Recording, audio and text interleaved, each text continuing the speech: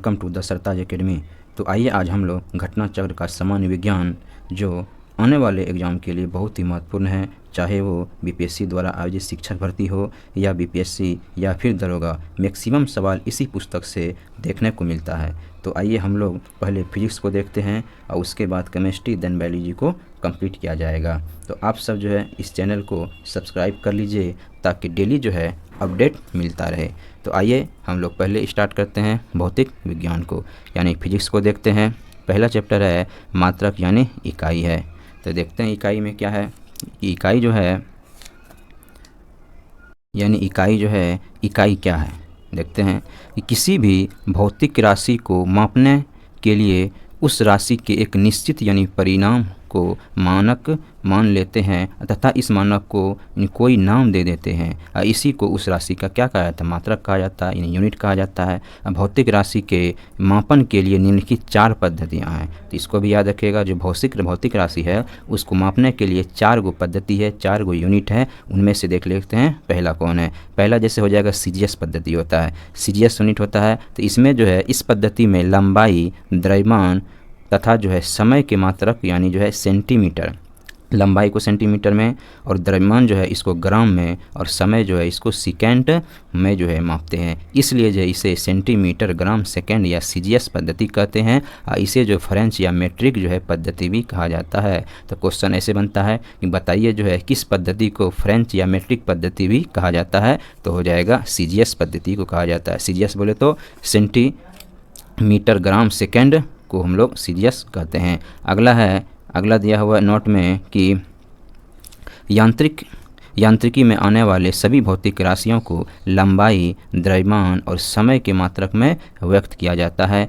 इन तीनों राशियों के मात्रक एक दूसरे से पूर्णतः जो है स्वतंत्र है तथा इसमें से किसी एक को किसी अन्य मात्रक में बदला अथवा जो उससे संबंधित नहीं किया जा सकता है। अतः इन राशियों को मूल राशि जो है कहते हैं तथा इन मात्रकों को मूल मात्रक कहते हैं। तो याद रखिएगा जो मूल मात्रक होता है या मूल जो राशि होता है वो किसी दूसरे में नहीं बदला जा सकता है। जैसे लेंथ है, इसी को हम मास में नहीं बदल सकते हैं, या टाइम है, इसको लेंथ में नहीं बदल सकते हैं, मतलब वो मूल है तो मूल हो जाएगा। और उसके बाद अगला पद्धति है यानी एफपीएस पद्धति। तो एफपीएस पद्धति में क्या होता है, इसे जो है ब्रिटिश पद्धति भी कहते हैं।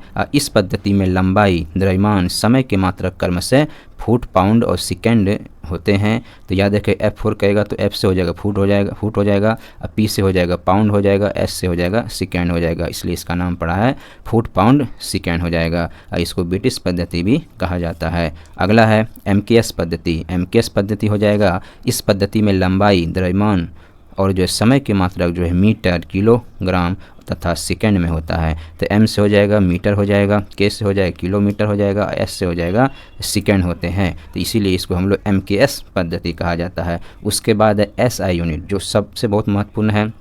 SI यूनिट जो है यानी वर्ष 1960 में पेरिस में अंतर्राष्ट्रीय मापतौल के अधिवेशन में इस पद्धति को स्वीकार किया गया। वर्तमान में इसी पद्धति का प्रयोग जो है किया जाता है। इस पद्धति में 7 मूल मात्रक है। तो याद रखिएगा जो SI मात्रक वाला पद्धति है उसमें 7 जो है मूल मात्रक है, जो किसी और जो है यानी उसमें मूल मात्रक को किसी और में बदला नहीं जा सकता है। जैसे देखिए लंबाई के लिए क्या हो जाएगा, SI मात्रक मीटर है, इसका संकेत कहेगा तो M हो जाएगा। उसके बाद द्रव्यमान है, द्रव्यमान को जो है SI मात्रक किलोग्राम होता है और इसका जो मात्रक संकेत है यानी केजी हो जाएगा। उसके बाद समय है, समय का जो है SI मात्रक क्या हो जाएगा, सेकेंड होता है और इसका संकेत हो जाएगा S हो जाएगा। उसी तरह ताप का केल्विन हो जाएगा, इसको K से डिनोट किया जाता है। विद्युत धारा का एम्पियर हो जाएगा, इसे A से जो है संकेत किया जाता है। और ज्योति तीव्रता जो है इसे का कैंडिला हो जाएगा, इसको CD से व्यक्त किया जाता है। और उसके बाद पदार्थ का जो है मान कहेगा तो मोल हो जाएगा, इसे मोल्स के संकेत क्या है। तो ये सब क्या हो जाएगा, ये 7 गो है मूल राशियां हैं। इसको याद रखिएगा, क्वेश्चन पूछा जाता है कि बताइए इनमें से कौन कौन जो है मूल जो है राशि है। तो मूल राशि में लंबाई, द्रव्यमान, समय, ताप, विद्युत धारा, ज्योति तीव्रता तथा पदार्थ की मात्रा आ जाएगा। स्पष्ट है कि 7 मूल राशियां जैसे लंबाई, द्रव्यमान, समय, ताप, विद्युत धारा, ज्योति तीव्रता, पदार्थ का परिमाण के मात्रकों पर जो है आधारित मात्रक पद्धति अंतर्राष्ट्रीय जो है मात्रक पद्धति कहा जाता है। ये जो मूल 7 गो मूल मात्रक है, मूल राशि है, उसी पे ये आधारित है, अंतर्राष्ट्रीय मात्रक पद्धति हो जाएगा। आगे देखते हैं हम लोग क्या है आगे में। आगे है कि इसे जो है एसआई यूनिट कहते हैं। अब आ जाए मीटर की परिभाषा, सबका परिभाषा दिया हुआ इसमें। मीटर क्या है, किलोमीटर की परिभाषा क्या है, ये सबको जो है देख लेते हैं। तो मीटर की परिभाषा जो है, नई परिभाषा के तहत 1 मीटर वह दूरी है जो निर्वात में प्रकाश की किरण यानी किरण जो है सेकेंड के 1/29979245 हिस्से में तय की गई जो दूरी होता है उसे ही मीटर कहा जाता है। उसी तरह से किलोमीटर है। तो ये सब जो है ये सब उतना इम्पोर्टेंट नहीं है। तो आइए हम लोग आगे देख लेते हैं क्या है। आगे आ जाइए। अब हम लोग देखते हैं यहाँ पे जो है यानी ये दिया हुआ यहाँ पे व्युत्पन्न राशियों के बारे में देखते हैं। आगे है व्युत्पन्न राशि कौन कौन है, इसको भी समझ लेते हैं। यानी आयतन क्या हो जाएगा, व्युत्पन्न राशि। व्युत्पन्न राशि समझे उसको कहते हैं जिसका जो है फार्मूला जो है यानी बन पाता, यानी कोई दो जो है मूल मात्रक मिल के जो है यानी जो है उसका निर्माण होता है। उस जैसे आयतन क्या हो जाएगा, ये मीटर यानी जो है यानी मीटर का क्यूब क्या हो जाएगा, आयतन कहलाता है। मतलब जिसका सिंपल याद है कि जिसका फार्मूला जो है बन सके उसी को जो हम लोग व्युत्पन्न मात्रक कहते हैं। उसके बाद घनत्व है, तो घनत्व भी क्या होता है, इसका फार्मूला क्या होता है, मास बाय आयतन होता है, डेंसिटी बाय वॉल्यूम होता है। तो इसका भी हो जाएगा केजी पर मीटर क्यूब होता है। उसी तरह से वेग का है, तो वेग का भी फार्मूला होता है विस्थापन बाय क्या हो जाएगा, समय हो जाएगा, इसलिए ये भी हो जाएगा व्युत्पन्न मात्रक हो जाएगा। और आगे जैसे त्वरण है, त्वरण का भी होता है मीटर जो है पर सेकंड स्क्वायर होता है, इसका भी फार्मूला होता है। उसके बाद बल है, तो बल का क्या हो जाएगा, केजी इंटू मीटर प्रति सेकंड स्क्वायर हो जाएगा। इसे का मात्रक न्यूटन भी कहा जाता है। तो याद रखिएगा जो केजी है इंटू मीटर जो है प्रति सेकंड स्क्वायर को हम लोग क्या कहते हैं, इसको जो है न्यूटन कहा जाता है। इस बात को भी ध्यान रखिएगा। तो आइए अब हम लोग देख लेते हैं, क्वेश्चन स्टार्ट होगा यहाँ से।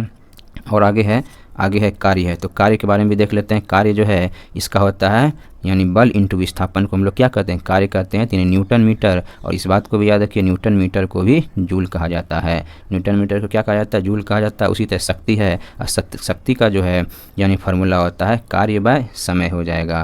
तो इसका भी हो जाएगा यानी जूल पर सेकेंड होता है, और इसी को जो है वाट कहा जाएगा। क्वेश्चन पूछा जाएगा बताइए जूल पर सेकेंड को क्या कहा जाता है, तो वाट कहा जाता है। उसके बाद समतल कोण है, समतल कोण को जो है रेडियन इसका हो जाएगा, और घन कोण कहेगा तो इसका हो जाएगा स्टेडियन हो जाएगा।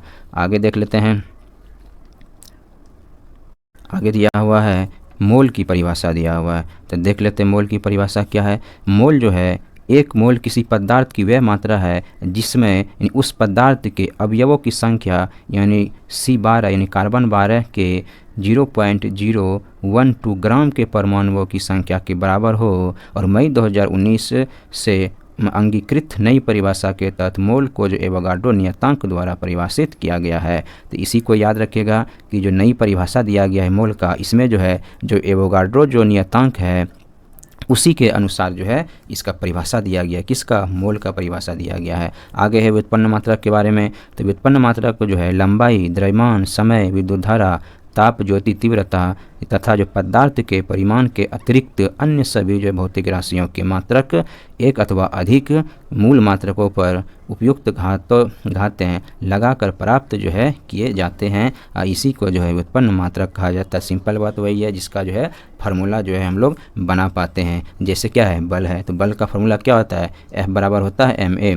तो यहाँ पे m हो जाएगा, मास हो जाएगा, a क्या हो जाएगा, त्वरण हो जाएगा। तो ये भी क्या व्युत्पन्न मात्रक हो जाएगा इसका। और उसके बाद संवेग भी होता है, संवेग क्या होता है, p बराबर m होता है, p बराबर m होता है। तो यहाँ पे क्या, मास इंटू वेलोसिटी, संवेग का भी फार्मूला निकल रहा है। इसलिए ये सब क्या हो जाएगा, व्युत्पन्न राशि, मतलब ये किसी न किसी से उत्पन्न हुआ है। तो मास और जो है वेलोसिटी। ये हम लोग देखते हैं, क्वेश्चन को स्टार्ट करते हैं। तो पहला क्वेश्चन है निम्नलिखित में से कौन सी जो मूल जो है भौतिक राशि है। मूल भौतिक राशि के बारे में बात कर रहा है। तो ये क्या हो जाएगा, विद्युत धारा, जिसका संकेत जो क्या होता है ए हो जाएगा। और ये बल जो है इसका फार्मूला होता है, बताएं जिसका फार्मूला होगा वो क्या हो जाएगा, व्युत्पन्न राशि हो जाएगी। ये सब व्युत्पन्न राशि है, F बराबर ma होता है। और वेग का क्या होता है, इसका ही मीटर प्रति सेकेंड होता है। और कार्य जो है इसका भी होता है W बराबर Fs जो है यानी होता है फोर्स इंटू डिस्प्लेसमेंट होता है। तो ये क्या हो जाएगा, इसका सबका फार्मूला आ रहा है। तो ये व्युत्पन्न राशियाँ हो गया। बाकी जो विद्युत धारा है ये क्या हो जाएगा, ये सिर्फ जो है मूल राशि है।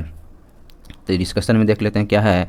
इसमें वही दिया हुआ है कि लंबाई है, द्रव्यमान है, ताप है और समय और विद्युत धारा, ज्योति तीव्रता तथा जो है पदार्थ की परिमाण 7 मूल जो है यानी भौतिक जो है राशियाँ हैं, ये मूल राशियों के मात्रक एक दूसरे से पूर्णतः जो है स्वतंत्र है तथा इनमें से किसी एक को किसी अन्य मात्रक में बदला अथवा जो उससे संबंधित यानी जो नहीं किया जा सकता है, तो वही है उसको हम लोग क्या कहते हैं यानी जो है मूल मात्रक कहते हैं, जिसकी संख्या कहेगा तो कितना है 7 हो जाएगा। अगला क्वेश्चन है कि शक्ति का जो है मात्रक है, तो ये शक्ति है इसका मात्रक क्या हो जाएगा, इसका मात्रक वाट होता है। तो याद रखिएगा शक्ति बराबर हो जाएगा यानी कार्य बाय क्या होता है समय हो जाएगा, तो ये इसका हो जाएगा। अगला क्वेश्चन है कि विद्युत राशि यानी विद्युत जो है शक्ति की इकाई क्या है। जो विद्युत शक्ति है इसका इकाई क्या हो जाएगा, तो इसका इकाई हो जाएगा क्या हो जाएगा विद्युत शक्ति का इकाई, इसका हो जाएगा तो वाट हो जाएगा।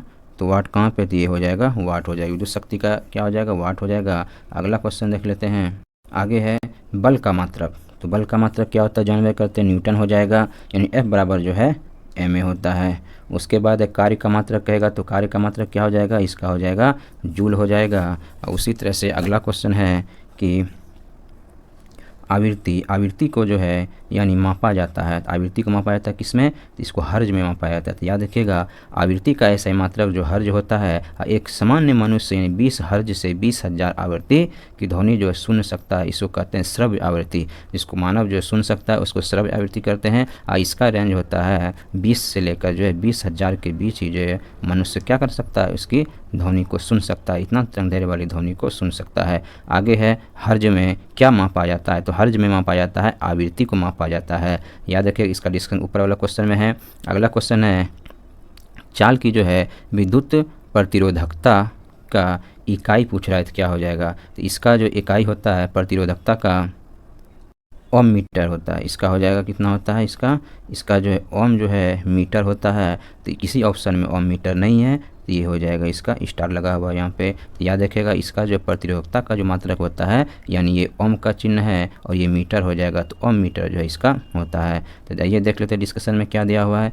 जो डिस्कशन जो है कि किसी पदार्थ की विद्युत प्रतिरोधकता यानी उस पदार्थ द्वारा विद्युत धारा के प्रवाह का विरोध करने की क्षमता का पता चलता है। यानी प्रतिरोधकता से क्या पता चलता है कि जो वो पदार्थ है वो विद्युत धारा के प्रवाह को जो है कितना जो है उस अवरोध यानी कितना उसमें रुकावट उत्पन्न कर सकता है। यानी कम प्रतिरोधकता वाले पदार्थ आसानी से जो है विद्युत धारा जो है यानी आवेश को जो है चलने देते हैं। इसका ऐसा मात्रक कहेगा तो ओम मीटर हो जाएगा। तो याद रखिएगा विद्युत जो प्रतिरोधकता है इसका ऐसा मात्रक ओम मीटर होता है। इसका फार्मूला होता है विद्युत प्रतिरोधकता का आर जो है एरिया बाय लंबाई हो जाएगा। उसके बाद अगला क्वेश्चन देख लेते हैं ओम मीटर। जो ओम मीटर है इसका मात्रक कहेगा तो क्या हो जाएगा, यानी ओम मीटर वही एडजस्ट पड़े अभी प्रतिरोधकता का ऐसा मात्रक ओम मीटर हो जाएगा।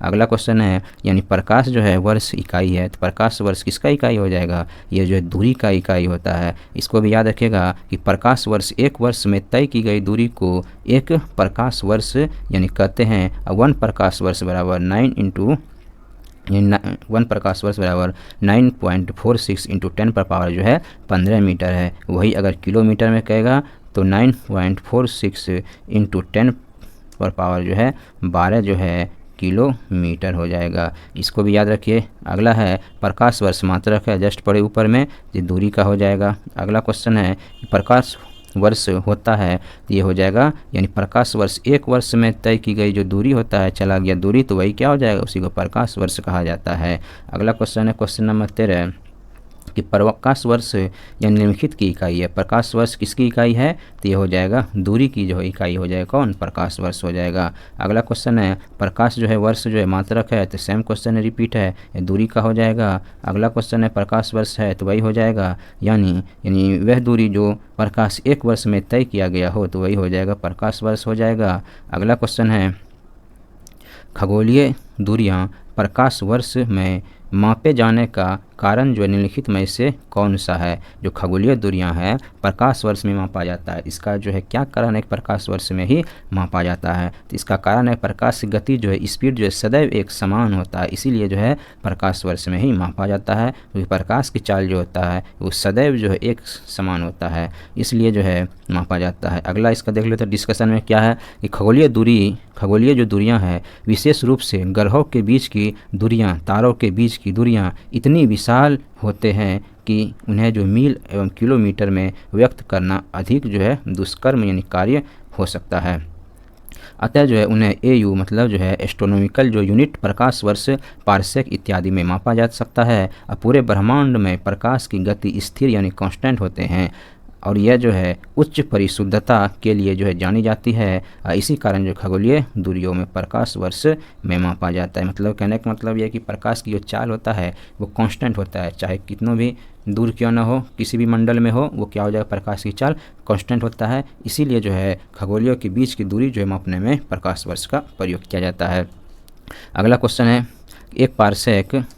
एक जो है पारसेक तारे संबंधी जो दूरियां मापने का मात्रक जो बराबर हो जाएगा। तो 1 पारसेक बराबर कितना होता है? तो 1 पारसेक बराबर 3.25 जो है प्रकाश वर्ष होता है। तो याद रखिएगा 1 जो है पारसेक बराबर हो जाएगा 3.2 जो है 5 जो है लाइट ईयर जो है इतना होता है। लाइट ईयर बोले तो प्रकाश वर्ष इतना हो जाएगा। अगला क्वेश्चन है, इसमें देख लीजिए कि 1 पारसेक बराबर क्या है? तो 3 × 10 पर पावर जो 16 मीटर हो जाएगा और 1 प्रकाश वर्ष बराबर 9.46 × 10 पर 15 मीटर हो जाएगा। और 1 जो है पारसेक बराबर दिया हुआ है 3.26 जो है यानी लाइट ईयर हो जाएगा, प्रकाश वर्ष हो जाएगा।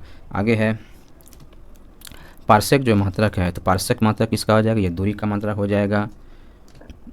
आगे है कि माप कि कौन सी इकाई को 3 मतलब पॉइंट जो है 39 से गुना करने पर इंच प्राप्त होगा। तो किससे गुना करेंगे तो इंच प्राप्त हो जाएगा? ये सेंटीमीटर हो जाएगा। तो याद रखिएगा 1 सेंटीमीटर बराबर होता है पॉइंट जो है 39 इंच होता है। इससे गुना करने पर जो है यानी क्या प्राप्त हो जाएगा? सेंटीमीटर जो प्राप्त हो जाएगा। आगे है कि 6 फीट लंबे व्यक्ति की ऊंचाई, मान लीजिए कोई 6 फीट लंबे व्यक्ति की ऊंचाई नैनोमीटर में कैसे व्यक्त किया जाएगा? तो नैनोमीटर में निकालने के लिए जो है यानी जो है तो याद रखिएगा इसमें क्योंकि 1 नैनोमीटर बराबर कितना होता है? 10⁻⁹ मीटर होता है। और 1 फीट बराबर जो है यानी 0.305 मीटर होता है। और 1 फीट बराबर हो जाएगा तो इसको फीट में बदल देंगे और इसको जो है नैनोमीटर से गुना कर देंगे। तो 6 फीट निकालना सबको जो है गुना कर देंगे तो आ जाएगा 183 जो है × 10 पर पावर जो है 7 आ जाता है। अगला क्वेश्चन है 1 नैनोमीटर यानी होता है, नैनो है तो 9 हो जाएगा, यानी 1 नैनोमीटर बराबर होता है 1 × 10⁻⁹ मीटर। तो यहाँ पे सेंटीमीटर में दिया हुआ है तो 100 से इसमें गुना कर देंगे तो कितना हो जाएगा?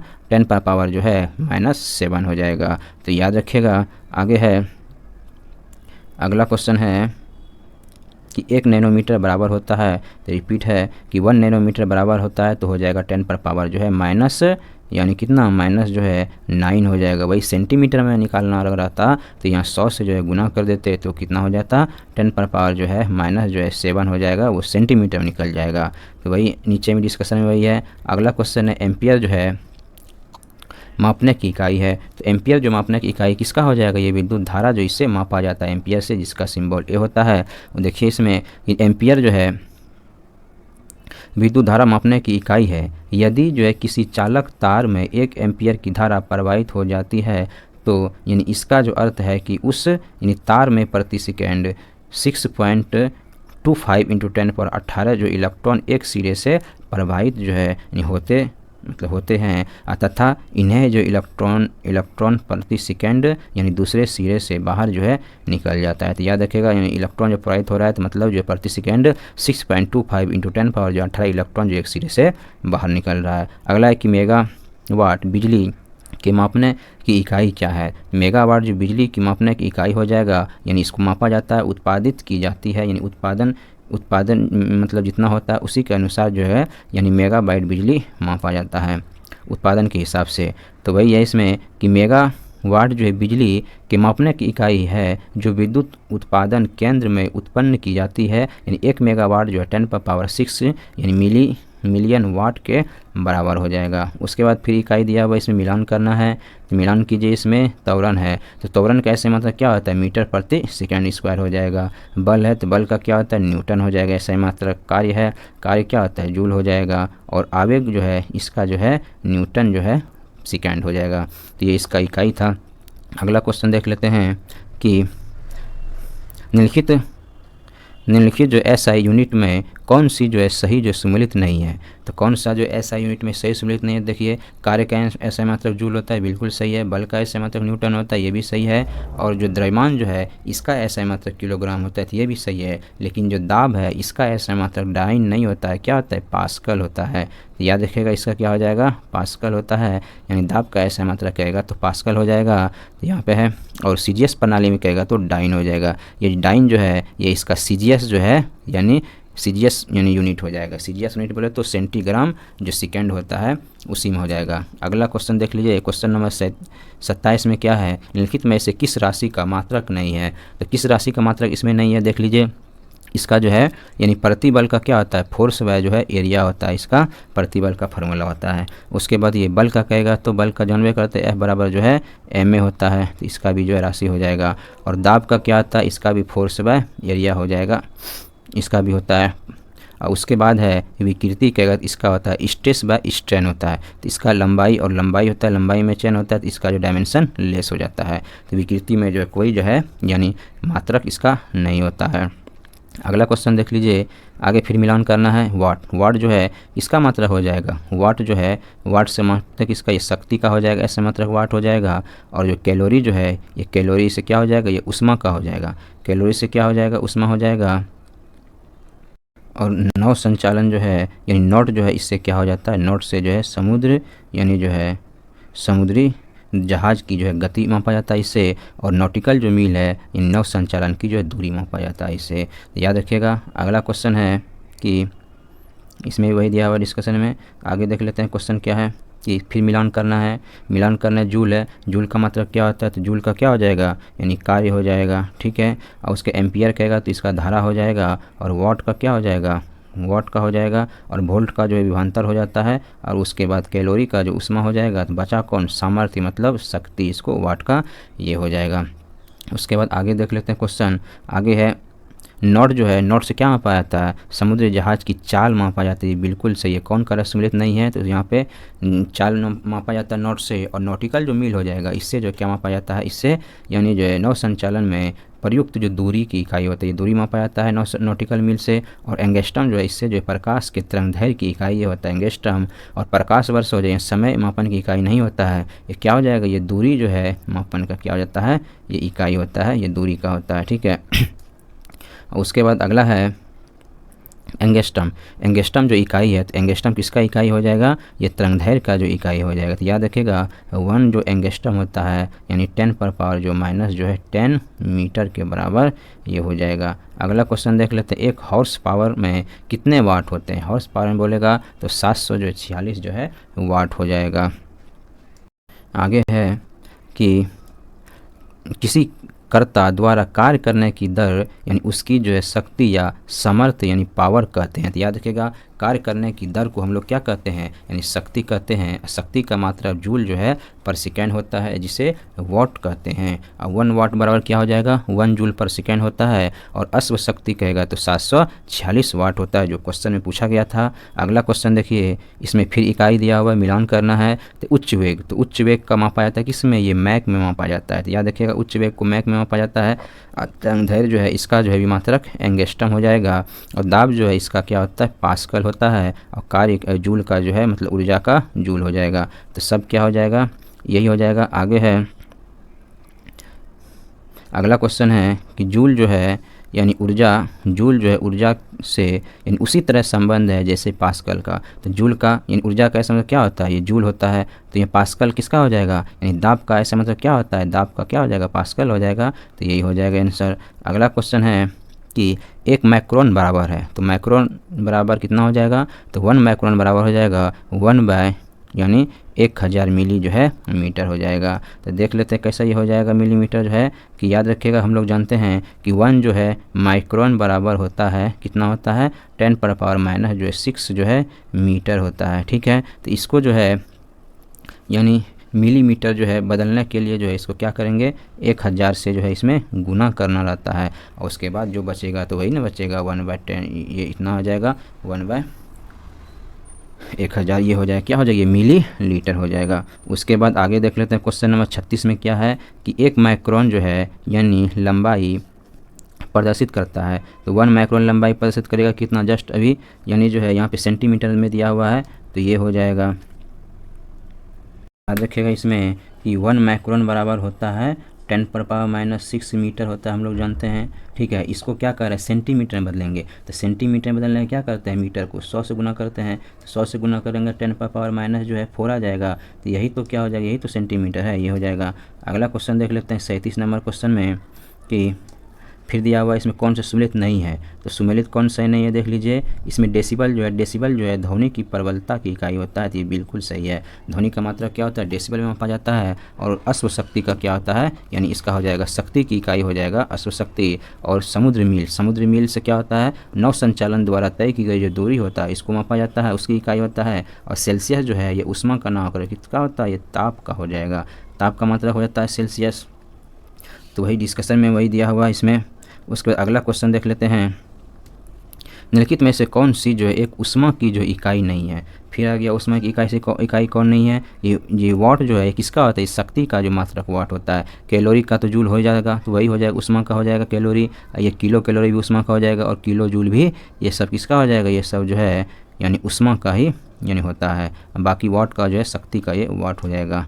अगला क्वेश्चन है इसमें भी वही दिया हुआ है, आगे है ऊष्मा की इकाई जो निम्नलिखित में से कौन नहीं है। तो ऊष्मा की इकाई इसमें कौन नहीं, देखिए सेंटीग्रेड तो किसका होता है, ताप का होता है। कैलोरी क्या हो जाएगा, ये ऊष्मा का होता है। उसके अगला ऑप्शन है इसमें अर्घ है, ये अर्घ भी जो है जो किसका हो जाएगा, अर्घ भी जो ऊष्मा का इकाई होता है, और जूल भी जो ऊष्मा का इकाई होता है। लेकिन होता सिर्फ कौन नहीं है, सेंटीग्रेड। जो सेंटीग्रेड जो है ये ताप का जो है मात्रक होता है, बल्कि ताप की इकाई यह है।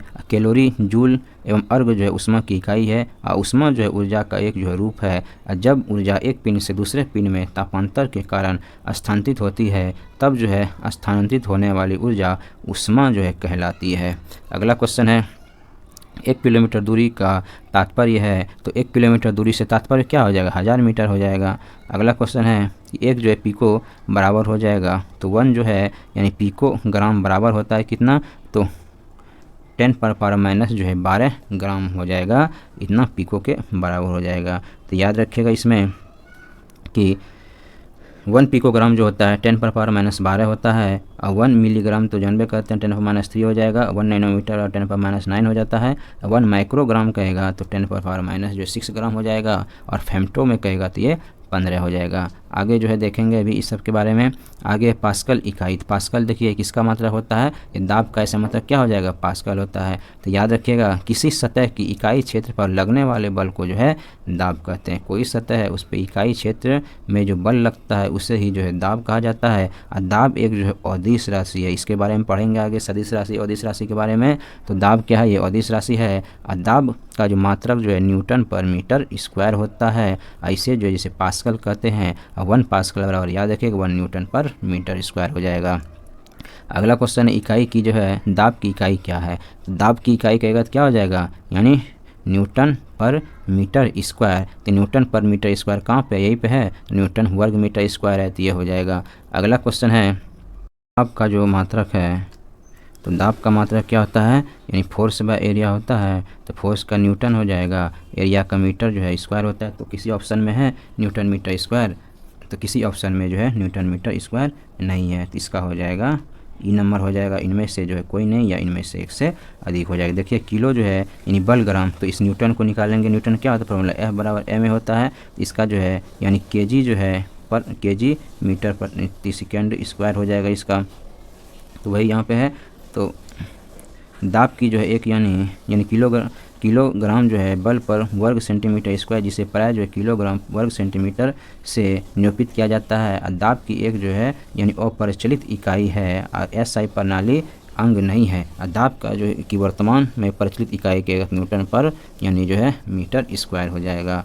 अगला क्वेश्चन है परिस्थितिकी जो दाब यानी जो है दबाव की इकाई क्या है। तो परिस्थितिकी जो दबाव है इसका इकाई बार हो जाएगा। याद रखिएगा एटमॉस्फेरिक प्रेशर की इकाई कहेगा तो बार हो जाएगा। वायुमंडलीय दाब जो है गैर जो है एसआई यानी बार हो जाएगा। जो 10⁵ जो न्यूटन पर मीटर स्क्वायर के समतुल्य होता है इसे जो एसआई मात्रक के रूप में पास्कल द्वारा परिभाषित किया जाता है। और इसको भी याद रखिए 1 बार बराबर कितना होता है 10⁵ जो है 5 पास्कल के बराबर होता है। तो क्वेश्चन पूछा जाता है बताइए 1 बार बराबर कितना होता है तो 10⁵ जो 5 जो है पास्कल हो जाएगा। अगला क्वेश्चन है क्वेश्चन नंबर 46 है कि 1 किलोग्राम पर जो है सेंटीमीटर स्क्वायर दाब जो है समतुल्य है। तो किसका समतुल्य हो जाए तो 1 जो है बार के बराबर ही होता है। तो याद रखिए 1 किलोग्राम पर सेंटीमीटर स्क्वायर बोले तो ये हो जाएगा 1 बार के बराबर हो जाएगा।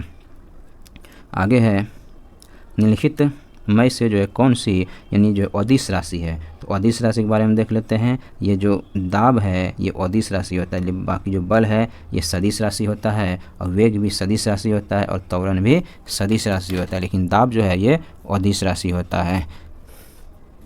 उसके बाद आगे देख लेते हैं हम ये सदिश अदिश राशि के बारे में आगे हम लोग पढ़ेंगे। तो अगला क्वेश्चन देख लिया 48 नंबर क्वेश्चन में, तो इसका डिस्कशन देख लेते हैं हम लोग। तो आइए देख लेते हैं हम लोग सदिश अदिश राशि के बारे में।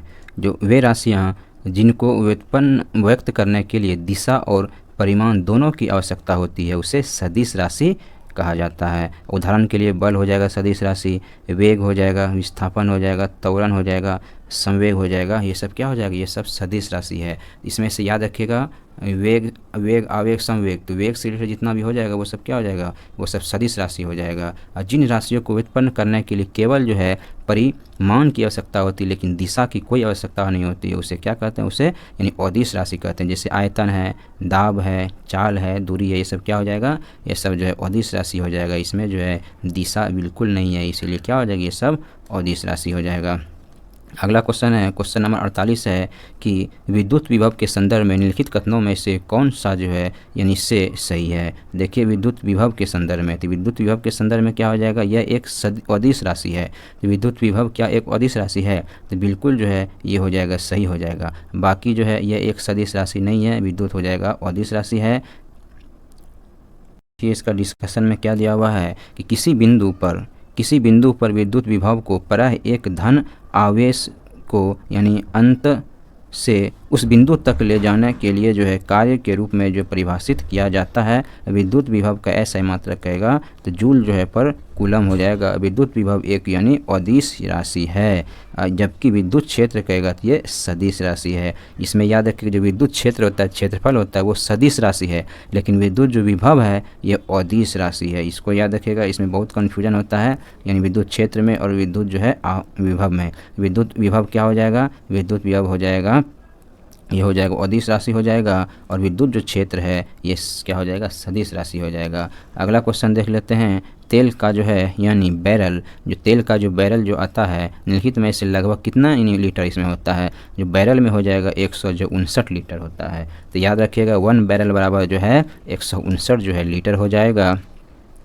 यानी पूर्व में तेल की मात्रा जो बैरल में मापी जाती थी अब इसे घन मीटर जो है यानी जो है में मापा जाता है। बैरल को जो है घन मीटर में मापा जाता है तो 1 बैरल बराबर हो जाएगा यानी होता है 159 जो है लीटर के बराबर होता है। और 1 बैरल बराबर इतना घन हो जाएगा, तो इसमें से यही याद रखिएगा 1 बैरल बराबर कितना घन होता है 159 जो है लीटर हो जाएगा। और उसके बाद अगला है लंबाई की जो न्यूनतम इकाई क्या है। जो लंबाई है इसकी न्यूनतम इकाई कहेगा तो फर्मी हो जाएगा, क्योंकि 10⁻⁻ जो है माइनस जो है 15 होता है फर्मी में, और नैनोमीटर में कितना हो जाए 10⁻⁻9 होता है। उसके बाद जो माइक्रोन में जो है 10⁻⁻6 होता है, एंगस्ट्रम में हो जाएगा 10⁻⁻10 मीटर होता है। तो सबसे जो छोटा यही हो गया। इसमें भी दिया हुआ देखिए 1 माइक्रोन बराबर 10⁻⁻ जो है -6 हो जाएगा, और 1 नैनोमीटर बराबर 10⁻⁻9 होता है, नैनो है तो 9 है, और फर्मी में हो जाएगा 10⁻⁻- जो है होता है 15 होता है, और एंगस्ट्रम में हो जाएगा 10⁻⁻10 होता है। अगला क्वेश्चन देख लेते हैं क्वेश्चन नंबर 51 है की फिर मिलान करना है क्यूसेक। क्यूसेक जो है इसको मापा जाता है क्या, इसको जो प्रवाह की जो है यानी जो दर जो होता है इसको मापा जाता है। और जो बाइट जो है ये बाइट हो जाएगा कंप्यूटर से इसका संबंध हो जाएगा। और रिक्टर से जो है भूकंप की तीव्रता को मापा जाता है। और बार से जो है यानी जो दाब जो है इसको मापा जाता है। तो वही हो जाएगा, इसमें भी वही है। अगला क्वेश्चन है कि क्यूसेक में क्या मापा जाता है। क्यूसेक अभी जस्ट पढ़े हम लोग जल का बहाव, जल का मात्रा, तो वही हो जाएगा जल का बहाव जो इसमें मापा जाता है। अगला क्वेश्चन है निम्नांकित में से कौन एक वायुमंडल के ओजोन परत की मोटाई नापने वाली इकाई है। तो ओजोन परत की जो मोटाई मापा जाता है वो किससे मापा जाता है, तो डॉप्सन से मापा जाता है। तो याद रखिएगा ओजोन परत मापने की इकाई कहेगा तो क्या हो जाएगा, डॉप्सन हो जाएगा। यानी वायुमंडल में ओजोन परत की मोटाई जो डॉप्सन में मापी जाती है, एक डॉप्सन इकाई मानक ताप और दाब पर जो है 10 माइक्रोन मीटर यानी MU ओजोन परत में व्यक्त करती है। और एक डॉप्सन इकाई जो है 2.69 × 10⁻20 जो है ओजोन अणु प्रति वर्ग मीटर के समतुल्य हो जाएगा। अगला क्वेश्चन है डॉप्सन जो इकाई है, रिपीट क्वेश्चन है, तो ये हो जाएगा ओजोन परत की मोटाई से हो जाएगा। अगला है आगे चैप्टर हो जाएगा मापक यंत्र एवं पैमाने। तो पहला चैप्टर यूनिट वाला यहीं तक था, क्वेश्चन नंबर 54 इसमें क्वेश्चन था। तो आगे जो होगा आगे हम लोग माप एवं जो है यंत्र एवं माप के बारे में आगे देखेंगे। तो यहीं तक रहने दीजिए आज। Thank you.